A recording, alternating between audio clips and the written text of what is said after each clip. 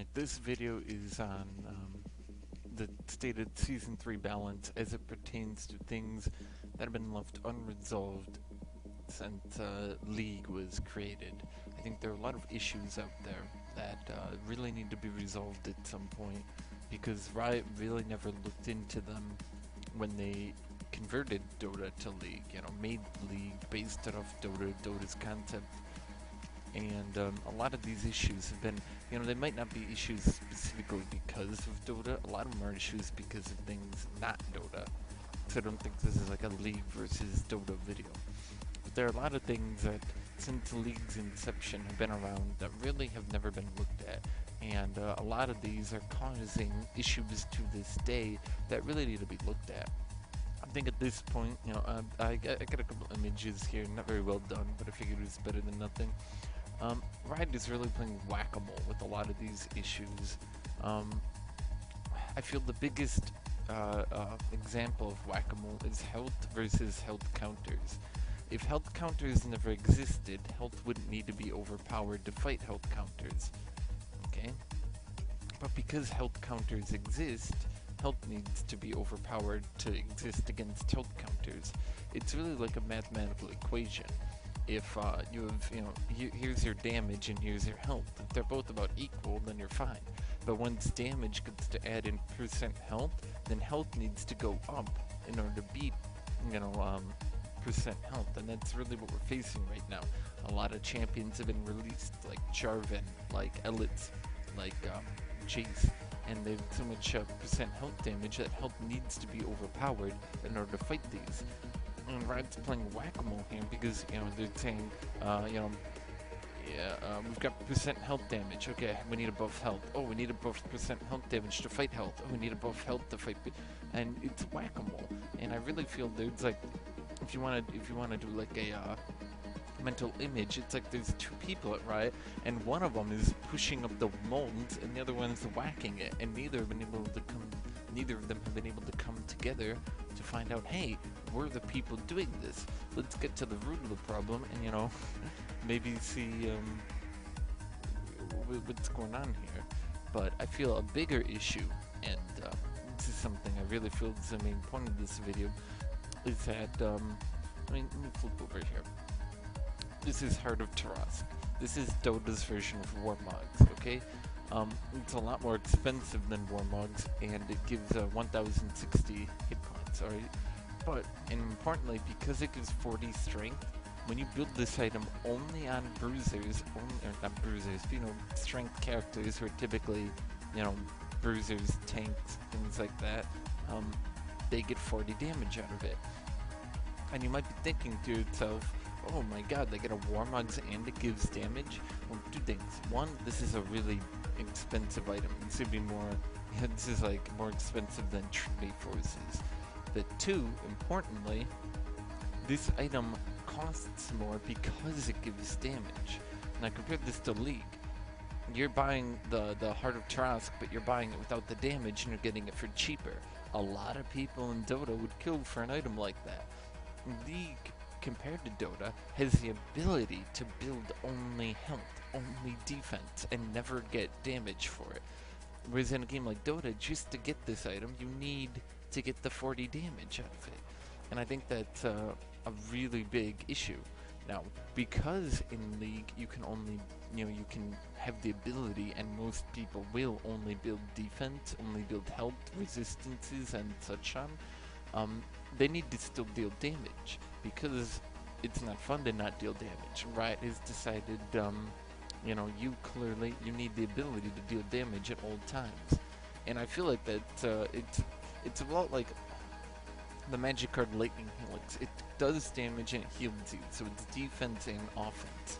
And what Riot has done is it's given these, and because every tank can build these, full tank, well, they need to deal damage still to be fun, so now they're dealing damage and they're being tanky. Well, this is causing an issue, because everybody now needs to be balanced against this, and this isn't as deep as I'll go, mind you, but, it's an interesting thing with people like Darius, like, Olaf, who do so much damage baseline that they're still pretty tanky while being damaging.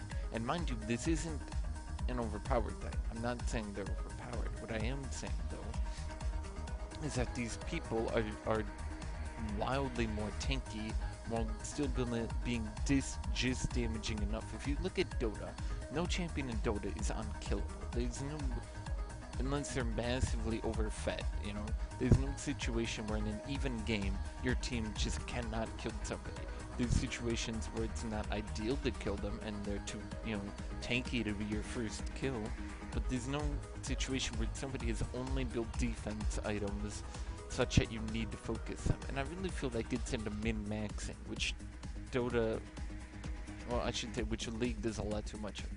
Now, min-maxing. Let's say, if anybody's ever played 40k, the Tau, which is a ranged army, has their melee mercenaries, right? The crew. Let's imagine you could min-max Warhammer 40k. Would you make the crew damaging? You would make them as tanky as you can, because they're on the front line shielding your backline range dealers. That's what happens in Warhammer, or that's not what happens in Warhammer, though. The crew are actually really squishy, and they're actually really damaging, because min-maxing like that would cause an army to just be blatantly overpowered, whereas in League of Legends, that's what happens all the time. It's the ability to min-max so heavily and so directly that really leads to this issue where League tanks are so freaking huge. Yet, obviously because it's fun, they still need to do a little bit of damage, but they're so big. And this is because clearly min-maxing, playing a tank as best a tank as you can, is the best way to play. And I feel like this is causing an issue right now because people are being balanced against this. And what's really happening a lot in games lately, these tanks are starting to look practically identical. Look at Renekton, and then look at a champion like, I don't even know, Garen or Darius, and they start to look very, very similar in team fights. They run in, they get focused, they take 1,000,000 hits to the face, and they end up looking very, very similar because they're just getting stun locked to death, but that's their job. They all have some form of CC, a little bit of burst, and it's starting to become very similar just because it's starting to become almost ranged carry-ish. And I know Riot has really worked to differentiate ranged carries. Draven, Varus, Graves, they will play differently from each other fundamentally, that they don't look very similar, which is an old issue ranged carries used to have. But tanks are falling further and further into this trap because it's just the best way to play a tank. And yeah. And now let's go into what happened Season 2 to Season 3. What happened to AP Champions? AP Champions have always been number 2. When tanks are the most overpowered thing in Season 1, AP was directly behind them because physical damage items were so nerfed. In Season 2, when AD carries were the most overpowered thing, AP Champions are right behind them. So AP Champions have never been bad. So when Season 3 rolled around, Riot said, we need to, let's tune them down a little bit, just a little bit, and something nerf things like Athenes and Deathcap, and they were still pretty good. They were overshadowed by AD casters for a couple of weeks, but they're doing fine now. But what a lot of AP people are finding is that they can only kill tanks, yet they're still being picked every game. And I think this is there's two things with that. One, this is caused because when Warmogs is just as good as Omen, I don't know if it is, I don't know if it isn't, but let's say it is. If Warmogs is just as good as Omen at negating physical damage, that means, as compared to before, in Season 2, because AD carries were so overpowered, you would get armor. You'd get like a Sunfire and an Omen, or, and you end up with a good chunk of health, but you'd mostly end up with armor. Whereas in Season 3, even against physical damage dealers, you'll get like a Doran Shield and a Warmogs. And these AP people are now finding, oops, now they're getting resistance against me. And I really think there's two ways to look at this. One, AP champions are still being picked. And on many teams, 2 AP champions are still being picked ahead of a bruiser. Okay? So AP champions are not bad. But I think what they're finding out is AP champions have always been able to one-shot people. They build, they live, they exist to one-shot people. Very few AP champions do not one-shot people. Even Vlad one-shot somebody who doesn't build, tanky. So AP champions are very much to blame for this tank playstyle. If you could play Jarvan with some damage items, people would. Okay? This isn't like, it's very much good to build full tank. It's ideal. Min-maxing is always a good thing, but because tank champions get such high AD ratios, and items like Trinity Force are so overstat for their damage, it ends up looking very appealing, but they can't because they'll get one-shot by the AP. Now, AP champions are one-shotting supports, they're one-shotting AD casters, they're one-shotting each other, they're one-shotting AD carries. So they're on every team. In addition to that, they provide a lot of utility. Orianna shield, Orianna CC, Orianna speed up, slow. Okay, Vlad damage boost. So again, they're being picked. They're still good, but what they're finding now is their counters, their tanks are actually countering them. In Season 2, tanks tended to actually get burst down by AP carries, and AP carries were number 2 in power, obviously. In Season 3, the balance is it's a lot closer. Everything's a lot more balanced, and so AP carries are finding out, our counters are countering us. How dare they? And so I think AP carries are very much to blame for this entire thing. I think that's a good way of putting it. Now Riot has tried to put out different playstyles with Landry's Rylai's that allows them to build tanky. Maybe they do more sustain damage and aren't so bursty. But most AP carries are still building full burst, because why would I play Cassidy and give up my ability to completely murder their AD carry for anything? Why would I ever give that up? And so yeah, a lot of they're just still building bursty, and these are really, I think these are unresolved issues coming over that we need to resolve. We need to tell the general populace, are AP carries supposed to be good against tanks? I think they're not. But Riot needs to decide, are they or aren't they? If they are, well, then we're gonna go back and we're gonna be seeing two, maybe, I know last patch AP carries were really good. This patch they buffed them Nasus, they buffed up Blade of the Ruined King. So 80, they're looking good again. Bruisers, Nasus especially. And so really, Riot just they need to come down. They need to say, they need to tell the forums. They need to say AP carries aren't supposed to be killing tanks. They are your natural counter. You are bursting down AD carries in one go. You're instigating them. Therefore, tanks are supposed to be resisting you.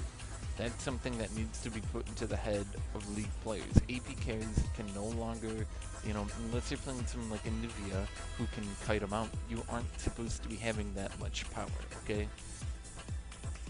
And so, I think, to conclude all this, there's a lot of issues out there that are unresolved. The ability to build pure tank really needs to be looked at. Maybe Warmogs should have a damage component on it. Because when you build pure health, you're gaining physical and magical resistance, okay? Whereas when I build Omen, I'm gaining physical and a little bit of health. When I build Sunfire, physical and health. But when I build Warmogs, I'm resisting both of them. That's it. And I think Heart of Tarrasque from Dota did this because it's a really expensive item. It's a really good item, but it also itemizes a lot of damage. That's good damage right there. You're not going to find many items in Dota that are pure tank.